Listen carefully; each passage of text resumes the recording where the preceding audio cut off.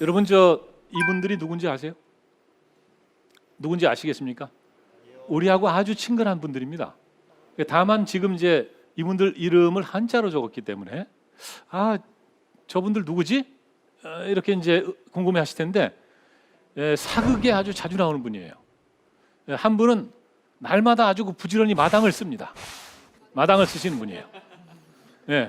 마당새입니다. 마당새. 그래서 이게 이름을 보시면은 말마자에 집당자. 그런데 마자 당자는 이렇게 이제 도금으로 읽었는데 저거 금이지 않습니까? 그 마당 금이 돼야 되잖아요. 근데 이제 마당 쇠로 읽습니다. 그러니까 금이라고 적지만은 쇠로 읽는 겁니다. 왜냐? 한자에 쇠자가 없나 봅니다. 그래서 쇠라는 뜻을 가진 금자를 쓰고 쇠로 읽는 거죠. 이게 이제 아주 오랜 옛날부터, 그러니까 설총이 이두를 만들던, 그러니까 설총은 이제 이두를 집대성했다고 얘기하는데요. 그 이전부터 이와 같은 방식으로 어떤 경우는 소리가 비슷한 한자로 적고 어떤 경우에는 소리가 비슷한 게 없으니까 뜻이 통하는 걸로 적고 이렇게 해온 겁니다.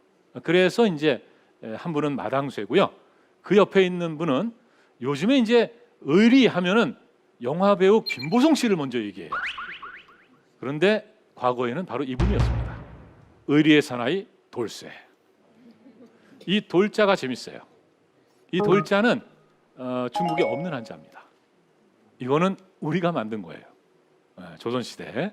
그리고 제가 추정할 때는 훈민정음 창제 이후에 만든 겁니다. 왜냐? 사실은 위쪽만 보면은 돌석자지 않습니까? 그러니까 조금만 쓰고 돌쇠로 읽어도 됩니다. 그런데 뭔가 좀 성이 안 차는 거죠. 그러니까 훈민정음을 리을하고, 이건 이미 리을이 사람들에게 널리 보급이 됐다는 겁니다. 훈민정음 자체가 리을하고 비슷한 을자를 갖다가 이렇게 딱 접시처럼 받치고 이제 이걸 돌자라고 한 거죠. 그래서 이제 이 글자는 이제 돌돌자이기도 하고요. 또 이제 이름 돌자 이렇게도 얘기합니다.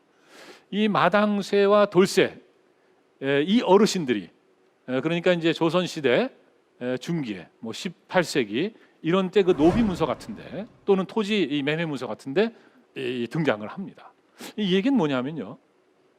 15세기에 훈민정음이 만들어지고 사실은 상당히 빠른 속도로 보급이 됩니다. 문제는 이제 4대 부들이 이 훈민정음을 배척했다는 거죠. 그렇지만은 여성들 또 이 민간에, 왜냐하면 이게 신기할 정도로 글자가 쉽거든요. 그리고 내가 글을 쓸 수 있단 말입니다. 조금만 배우면. 그러니까 얼마나 빨리 보급이 되겠어요. 그랬지만은 이런 그 행정문서에는 또 여전히 이두로 이렇게 표현을 했다. 1894년에 아주 획기적인 일이 하나 발생합니다. 뭐냐? 고종이, 임금이 칙령을 내려서 훈민정음을 국문으로 공포를 합니다. 그러니까 비로소 훈민정음이 나라의 문자가 되는 거죠. 뒤집어 얘기하면 그때까지는 어쩌면 계속 한자에 치여 있었다고 볼 수도 있습니다. 그렇지만 이제 당당한, 바로 이제 그때는 이제 조선이죠. 조선의 국문이 되는 겁니다. 사실 이제 이 19세기 후반은 이 외세의 도전이 아주 맹렬해지죠. 그러면서 자신을 또 돌아보게 되기도 합니다. 그래서 우리 것, 그런 어떤 그 중요함, 또 그리고 이것을 키워야 된다는 뭐 이런 생각들도 갖게 되는 겁니다. 그런 어떤 흐름 속에서 바로 이제 이 국문 칙령이 나오게 되는 거죠. 그리고 이제 이 독립신문, 이것은 이제 우리가 순한글 신문, 최초의 순한글 신문이다 이렇게 얘기를 합니다. 이게 창간호인데요. 이 독립신문에 보면은 우리가 이렇게 신문을 국문으로 만드는 것은 그 이유를 밝히고 있습니다. 왜? 상하 귀천이 다 보게 함이라. 이것은 뭐냐 하면 과거에 이제 한자로 적은 거, 이두든 한문이든 이것은 한자를 아는 사람들끼리 공유하는 겁니다. 그래서 그들끼리만 지식과 정보를 공유한 거예요. 이것은 순전히 그들만을 위한 리그입니다. 독립신문은 그게 아닙니다. 모든 사람과 신분 차이, 이런 거 생각하지 않고 모든 사람과 이 지식과 정보를 공유하겠다고 생각을 한 거죠. 백성들이 세상 물정을 알아야 된다. 백성들이 깨어나야 된다. 그래야 우리가 지금 이 시련을 이겨낼 수 있다. 이렇게 이제 생각을 했던 겁니다. 그리고 이제 이 독립신문을 보면요, 최초로 이제 띄어쓰기가 적용이 되어 있습니다. 이것을 한 분은 바로 주시경 선생입니다. 물론 이제 이 존 로스라는 그 스코틀랜드 출신의 그 선교사가 있어요. 이분이 이제 이 선교를 하기 위해서 이 조선어를 배우고 조선어 문법책을 씁니다. 그래서 이제 조선어 문법책을 쓰는데 거기에 보면은 띄어쓰기가 돼 있어요. 근데 이것은 어떤 그 뚜렷한 의도와 목적을 갖고 한 게 아니고 영어를 띄어쓰지 않습니까? 그러니까 그 습관이 그냥 적용이 된 거다. 저는 그렇게 이제 봅니다. 그렇지만은 주시경 선생은 분명히 뚜렷한 목적을 갖고, 어떤 목적? 이렇게 글줄을 띄어쓰는 것은 알아보기 쉽게 하기 위함이다. 이렇게 말씀을 하고 계시는 거죠. 그래서 띄어쓰기 제가 나중에 좀 말씀을 시간이 있으면 드리겠습니다만은 쓰는 사람은 좀 힘들어요. 읽는 사람은 아주 편하고 좋습니다. 그래서 이 띄어쓰기라는 것은 바로 읽는 사람을 배려하는 그런 마음이 담긴 그런 그 표기법이다. 이렇게 이해하셨으면 좋겠습니다. 자, 이렇게 이제 훈민정음이 국문이 되고 당당히 나라의 글자가 되고 그랬는데 우리는 어마어마한 비극적인 그런 사태를 맞이하게 됩니다. 바로 이제 천황의 신민이 되라는 거죠. 1910년에 8월 29일에 나라가 없어졌습니다. 대한제국이 없어졌죠. 그리고 조선 땅은 일본이 됐습니다. 그리고 이제 일제는 이 조선을 식민 통치하면서 어떤 정책을 취했냐면 동아 정책을 취했습니다. 이것은 뭐냐하면 단순히 뭐 정치적으로 통치하고 경제적으로 뭐 예를 들어서 상품 시장을 만들고 원자재를 가져가는 그런 자원이 갖고 있는 지역, 이런 것으로 만드는 게 아니라 조선 사람들을 그냥 일본 사람들하고 똑같이 만들려고 했습니다. 1911년에 이제 조선 교육령이라는 걸 이제 공포를 하게 되는데요. 여기 보면은 이 교육의 목표가 이겁니다. 충량한 국민 양성, 아주 충성스럽고 선량한 국민을 기르겠다는 겁니다. 근데 그게 누구에게? 바로 일본 천황에게입니다. 그러기 위해서는 뭐가 가장 중요하냐? 일본어 보급이 가장 중요하다는 겁니다. 그래서 이제 이 보통학교라는 거는 조선인들이 다니는 학교입니다. 일본인들이 다니는 학교는 이름이 달라요. 소학교입니다. 지금도 일본은 그 소학교입니다. 명칭이. 이 보통학교 1학년부터 4학년까지 되어 있는데 이 국어가 일본어입니다. 국어가 일본어예요. 그래서 국어를 제일 많이 가르칩니다. 10시간씩 주. 조선어는 한문하고 합쳐져 있어요. 6시간밖에 가르치지 않습니다. 예. 이 현상은 이 시간이 갈수록 식민 지배가 지속될수록 더 심화가 되죠. 그래서 나중에 이제 1938년쯤 가면은 그때는 이제 조선인들이 다니는 학교도 이름이 소학교로 바뀝니다. 그런데 그때 이 소학교에서 조선어를 수의 과목으로 합니다. 이 수의 과목이라는 건 뭐냐면 가르쳐도 되고 안 가르쳐도 됩니다.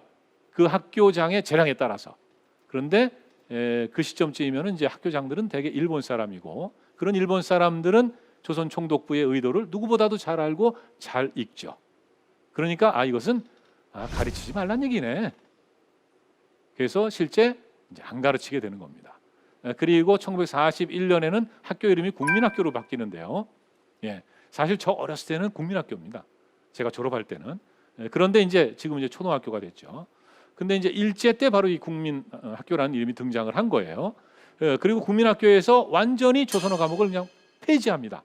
이건 그냥 노골적으로 더 이상 조선어는 필요 없다. 예, 의미가 없는 거죠. 그래서 이 조선어는 사실은 이 공식적으로는 죽은 겁니다. 그때 죽어 사망 선고를 했다고 보는 거죠. 예. 이게 이제 일제 때 쓰던 이 교과서입니다. 이 교과서를 갖고 조선 학생들이 공부를 하는 거예요. 국어 독본이라고 써 있습니다만은 말씀드렸듯이 일본어입니다. 일본어. 그래서 이제 일본어가 잔뜩 써 있죠. 이게 이제 포도의 덩쿨이라는 뭐 시로 봐야 되겠죠.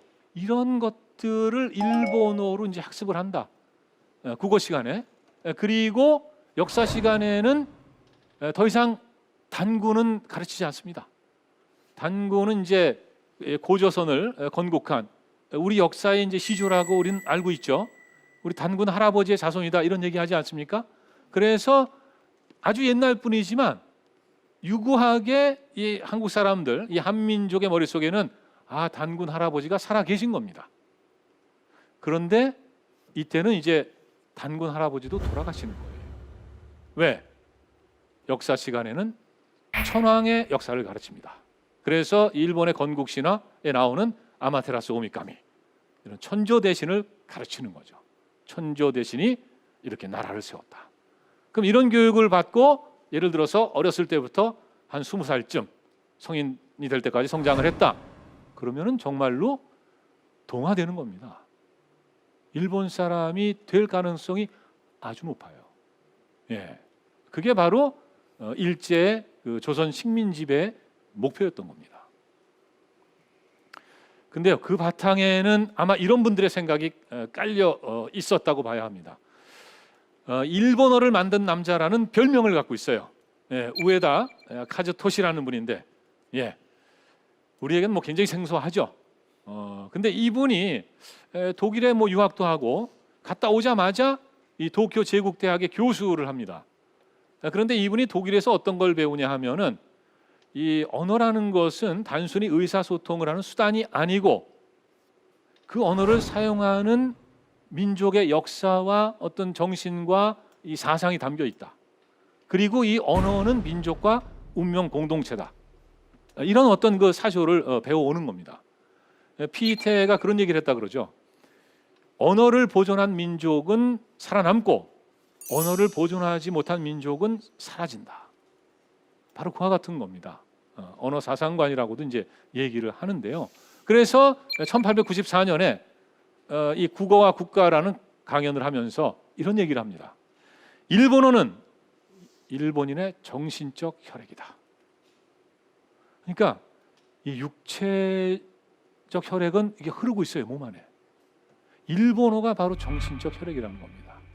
그러면 조선 사람들에게 조선말을 쓰지 못하게 하고 일본어를 가르쳐서 일본어를 하게끔 만들려고 했던 것은 바로 이 혈액을 바꿔 끼우려고 했던 거다.